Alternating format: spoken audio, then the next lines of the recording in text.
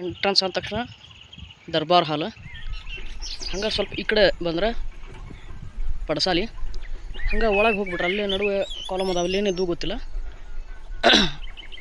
ಅಲ್ಲಿ ಅವ್ರದ್ದು ಲಾಂಛನ ಐತಿ, ಸ್ತಂಭ. ಆ ಕಡೆ ಎಂಟ್ರಿ ಆಗ್ತಿದ್ದಂಗೆ ದರ್ಬಾರ್ ಹಾಲ್, ಈ ಕಡೆ ಪಡಸಾಲಿ. ಇದು ಡೈನಿಂಗ್ ಹಾಲ್, ಊಟದ ಮನೆ. ಇದು ಇದ್ರ ಆಪೋಸಿಟ್ ಅಡುಗೆ ಮನೆ.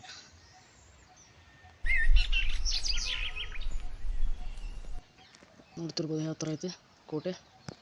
ಈ ಕಡೆ ಅಡುಗೆ ಮನೆ ಮತ್ತು ಈ ಕಡೆ ಊಟದ ಹಾಲು, ಊಟದ ಮನೆ. ನಡುವೆ ಬಾವಿ. ನಮ್ಮ ಕಿತ್ತೂರು ಕೋಟೆ ಒಳಗೆ ಈ ಥರ ಒಂದು ಬಾವಿ ನೋಡ್ರಿ, ಹಂಗಿರ್ಬೇಕು ಅವಾಗಿಂದ ಅಲ್ಲ. ಕಿತ್ತೂರು ಕೋಟೆ ಹೊರ ನೋಟಿದೆ. ಹಂಗೆ ಹೋಗ್ಬಿಟ್ಟಿದ್ರೆ ಎಷ್ಟೊಂದು ಮಿಸ್ ಆಗಿಬಿಡ್ತಿತ್ತು ನನಗೆ.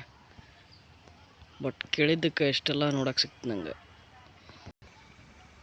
ಇದು ಅಡುಗೆ ಕೋಣೆ. ಇದ್ರ ಹಿಂದ್ಗಡೆ ಏನೈತಿ ನೋಡೋಣ ಬರ್ರಿ. ವಾವ್, ನೋಡ್ರಿ ಅಲ್ಲಿ ಗುಪ್ತ ಬಾವಿ. ಸ್ವಲ್ಪ ಹತ್ರ ಹೋಗಿ ನೋಡೋಣ ಅಂತ. ನೋಡೋಣ ಗುಪ್ತ ಬಾವಿ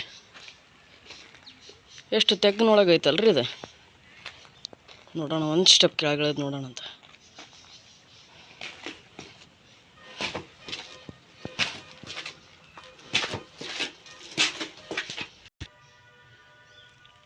ಗುಪ್ತ ಬಾವಿ, ನೀರಿಲ್ಲ. ಬಾವಿಯಿಂದ ಮುಂದೆ ಬಂದು ಇಲ್ಲಿ ಬಲಗಡೆ ಬಂದ್ರೆ ನಮಗೆ ಆವಾಗಿನ ಕಾಲದ ಸ್ವಿಮ್ಮಿಂಗ್ ಫೂಲ್, ಜಲಕ್ರೀಡೆಯ ಕೊಳ.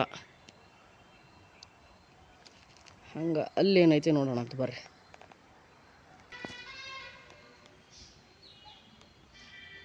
ಧ್ರುವ ನಕ್ಷತ್ರ ವೀಕ್ಷಣಾಲಯ. ಏನು ಮಸ್ತ್ ಐತಲ್ಲ ಇದು. ವಾವ್. ಹಂಗೆ ಇದು ನಮ್ಮದು ಈಜುಕೊಳ.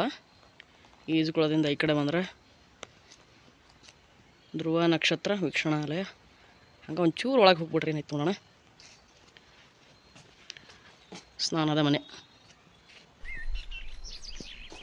ಇಲ್ಲೊಂದು ಏನೈತಲ್ಲ, ಏನು ಕಲ್ಲು ಇತ್ತು ನೋಡ್ದಾಕ್ಯಾರ.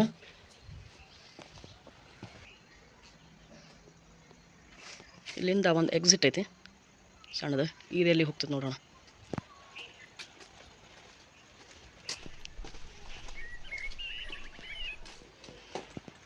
ಬಾವಿ ಮತ್ತು ನೀರು ಶೇಖರಣಾ ತೊಟ್ಟಿ.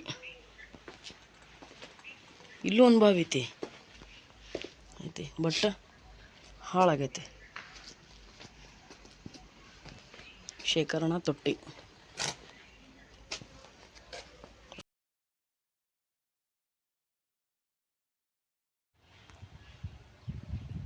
ಇದು ಕಿತ್ತೂರು ರಾಣಿ ಚೆನ್ನಮ್ಮವರ ದೇವರ ಕೋಣೆ.